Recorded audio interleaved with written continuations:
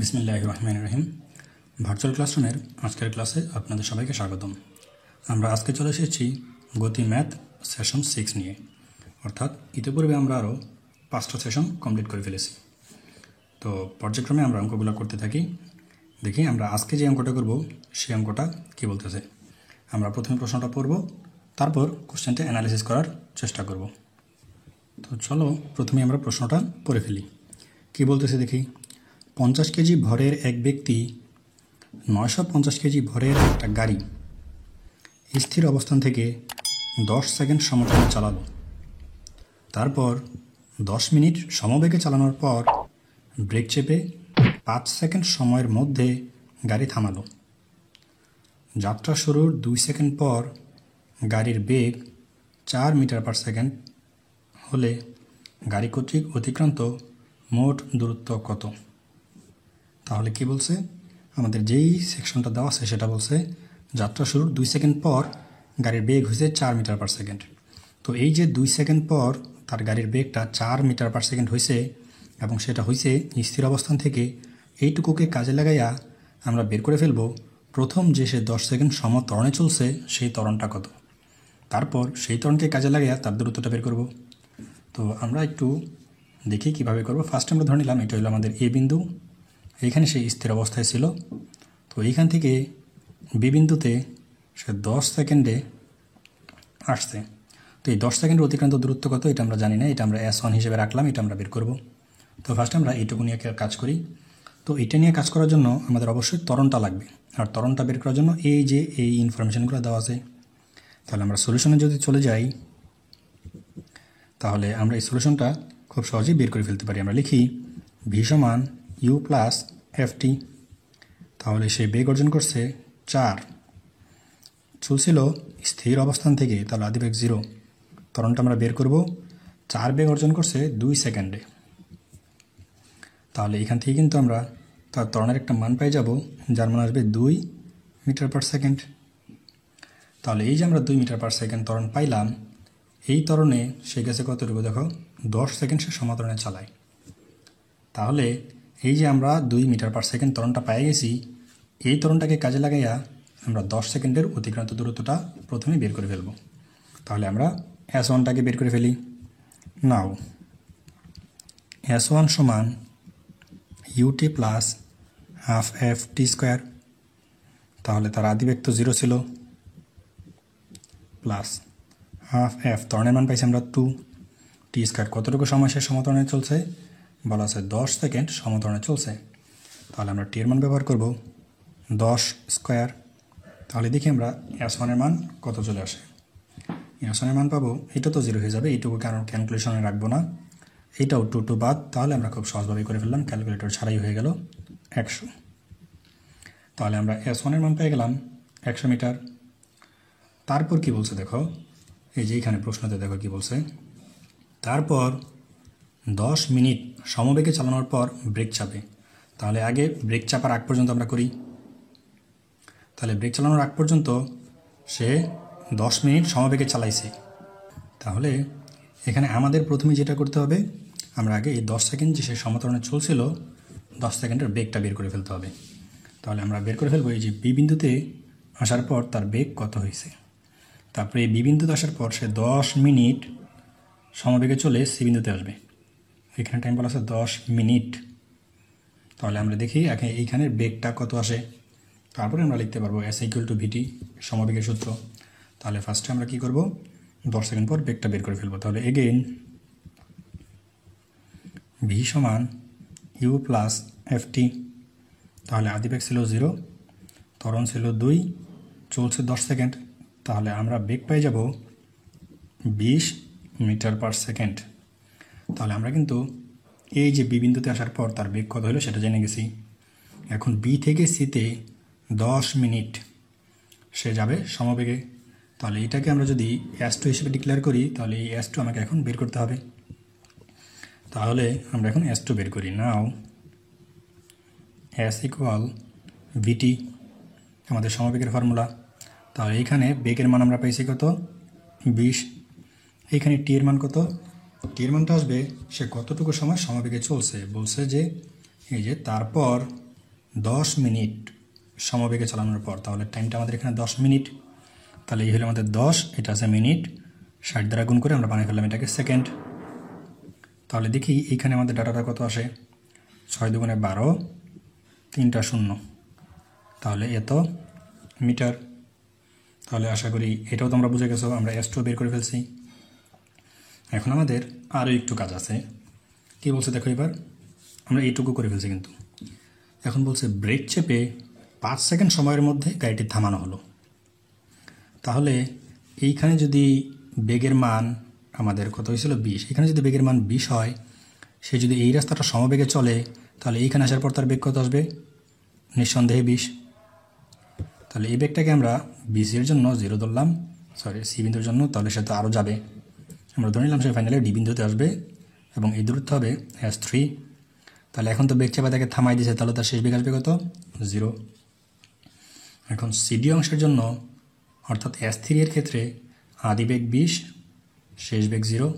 তাহলে আমরা S3টা কীভাবে বের করে ফেলতে পারবো, আমরা S3টা বের করে ফেলতে পারবো আমাদের আরও একটা যে সূত্র জানি সেটা দিয়ে। তাহলে আমরা লিখব এগেইন, আমরা জানি S equal U plus V by 2 into T. আমরা এরকম একটা সূত্র দেখছিলাম। তাহলে এই সূত্র যদি ব্যবহার করি তাহলে আমরা অঙ্কটা করে ফেলতে পারবো, কারণ বলা আছে গাড়িটা থামাইতে সে সময় নিচ্ছে 5 সেকেন্ড। তাহলে আমরা মানটা একটু বসাই দিই। আদিবেগ কত, এখানে আদিবেগের মান বলা আছে 20, থামাই ফেলছে, শেষ বেগ কত, 0। 2 তো ডিফল্ট অপশন, থামাইতে সময় নিচ্ছে 5 সেকেন্ড, তার এটা কাটলে আসবে 10। তাহলে আমরা পাবো 5.50 মিটার। তাহলে আশা করি S3ও তোমরা বুঝে গেছো। তাহলে যদি S3ও বুঝে যাও, এখন আমাদের চাইছিল গাড়ি কর্তৃক অতিক্রান্ত মোট দূরত্ব কত। তাহলে এখন আমরা জাস্ট লিখে ফেলবো অতএব মোট দূরত্ব S সমান S1 plus S2 plus S3 সমান, আমরা S1 এর মান পাইছিলাম, এটা আমাদের S1 100 মিটার, এটা আমাদের S2 12,000, এটা আমাদের S3। তাহলে আমরা যোগ করে দেব 100 প্লাস 12,000 প্লাস 50। তাহলে এই ডাটাগুলো যদি তোমরা যোগ করো তাহলে তোমরা মান পাই যাবা কত, দেখো 0 0 0, এখানে 0 আসবে, 5 12,000 12,150, হ্যাঁ 12,150 মিটার। তাহলে এটা হলো আমাদের মোট অতিক্রান্ত দূরত্ব, এটাই কাঙ্ক্ষিত আনসার। তো আশা করি ম্যাথটা বুঝতে পারছো। একটু বড় ম্যাথটা কিন্তু খুবই ইজি ছিল, অর্থাৎ সহজ একটা ম্যাথ। তো এরপর আমরা খুবই ইন্টারেস্টিং একটা অঙ্ক করব। অঙ্কটা কেন ইন্টারেস্টিং বলতেছি দেখো, এটা বাস্তব জগতের সাথে মিলে যাচ্ছে অনেকটা। একটা কার প্রতিযোগিতা, কে বলছে দেখো, কোশ্চেন নাম্বার 2। দুইটা গাড়ি 10 মিটার পার সেকেন্ড এবং 5 মিটার পার সেকেন্ড বেগ নিয়ে একটা প্রতিযোগিতা শুরু করে। তাদের ত্বরণ যথাক্রমে 2 মিটার পার সেকেন্ড স্কোয়ার ও 3 মিটার পার সেকেন্ড স্কোয়ার। তারা একই সাথে শেষ প্রান্তে পৌঁছালে তারা কত সময় প্রতিযোগিতায় অংশগ্রহণ করেছিল। খুব ইন্টারেস্টিং একটা অঙ্ক, একটা কার রেস। তো আমরা সলিউশনে যাব। দেখি সলিউশনে যাওয়ার আগে আমরা একটু প্রশ্নটা অ্যানালাইসিস করার চেষ্টা করি। দেখো এটা হলো আমাদের একটা ট্র্যাক, এটা হলো স্টার্টিং পয়েন্ট, এটা হলো আমাদের ফাইনাল স্টেট বা ফিনিশিং পয়েন্ট। তাহলে এখানের জন্য আমরা এইখানে একটা গাড়ি ধরলাম এ, এখানে একটা গাড়ি ধরলাম বি। তাহলে এ যাত্রা শুরু করছে, এর যে বেগ সেটা দেওয়া আছে 10 মিটার পার সেকেন্ড। এও যাত্রা করছে, এর যে বেগ সেটা দেওয়া আছে 5 মিটার পার সেকেন্ড। তাহলে রেসগুলো সাধারণত একই সাথে শুরু হয়। তো শুরু হওয়ার পর দেখা গেল তারা দুজন প্রতিযোগিতা এমনভাবে চালাচ্ছে যে তারা একই সাথে এখানে এসে উপস্থিত হয়েছে, অর্থাৎ তারা এই যে দূরত্বটা অতিক্রম করছে এটা কিন্তু দুজনের জন্য সেম দূরত্ব। দেখো দুজনে একই পরিমাণ দূরত্ব অতিক্রম করবে, কিন্তু এখানে ট্র্যাকটা যতটুকু ততটুকু দূরত্ব। আবার এইখান থেকে এইখানে যেতে তার যে পরিমাণ সময় লাগছে, এইখান থেকে এইখানে যেতে বি এরও একই সময় লাগছে, কারণ বলে দিছে তারা একই সাথে শেষ প্রান্তে পৌঁছায়। তাহলে আমরা এখানে ধরি যে ডাটাগুলো দেওয়া আছে, এর জন্য U1 আদিবেগ দেওয়া আছে 10, আর পরেরটার জন্য দেওয়া আছে আদিবেগ 5, অর্থাৎ একটা 10 মিটার পার সেকেন্ড বেগ নিয়ে যাত্রা শুরু করছে আর একটা 5 মিটার পার সেকেন্ড বেগ নিয়ে যাত্রা শুরু করছে। আর তাদের ত্বরণ দেওয়া আছে যথাক্রমে 2 এবং 3। তাহলে F1 দেওয়া আছে 2 আর F2 দেওয়া আছে 3। তাহলে আমাদের বের করতে বলছে সময়, যে তারা এখান থেকে এখানে যেতে যে সময়টা লাগাইছে, অর্থাৎ তাদের ট্র্যাক কমপ্লিট করতে কতটুকু সময় লাগছে। তাহলে প্রথমটার জন্য আমরা লিখি প্রথম গাড়ির জন্য S1 equal to ut plus half F T square. তাহলে এটা u1 এটা f1, টি দুইজনের সেম একই পরিমাণ সময় লাগবে। তাহলে আমরা S1 এর মান কত জানি না, কিন্তু u1 এর মান জানি 10 into T plus half f1 এর মান জানি আমরা 2 টি স্কোয়ার। তাহলে দেখো আমরা কিন্তু পেয়ে গেলাম S1 সমান 10t প্লাস টি স্কোয়ার। এটাকে আমরা 1 নং সমীকরণ দিয়ে রাখবো। তাহলে আমরা দ্বিতীয় গাড়ির জন্য কী পাই দেখি। দ্বিতীয় গাড়ির জন্য সেমভাবে আমরা লিখতে পারবো S2 সমান u2t plus half f2t square. তাহলে S2 তো আমরা জানি না, তাহলে u2 যেটা সেটা বলা আছে 5 হাফ, f2 যেটা এটা বলা আছে 3t স্কোয়ার। তাহলে এখান থেকে আমরা পাই যাব 5t প্লাস এটাকে আমরা লিখতে পারবো 1.5 টি স্কোয়ার S2। তাহলে এখন যেটা বলছিলাম আমি, দেখো দুজন কিন্তু আলটিমেটলি একই দূরত্ব অতিক্রম করছে, অর্থাৎ এই যে S1 আর এই S2 কী হবে, একই বা সেম। তাহলে আমরা এখানে যদি একটু লিখি প্রশ্ন মতে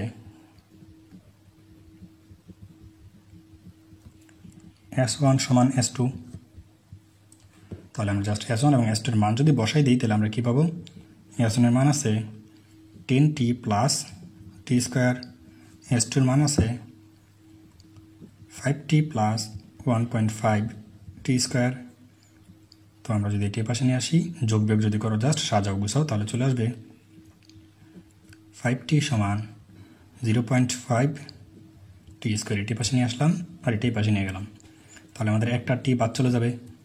তাহলে আমরা যদি এখন এটাকে ভাগ করি, জাস্ট 5কে যদি 0.5 দ্বারা ভাগ করি, তাহলে তারা যে যতটুকু সময় প্রতিযোগিতায় অংশগ্রহণ করছে সেই মানটা আমরা পাই যাব 10 সেকেন্ড।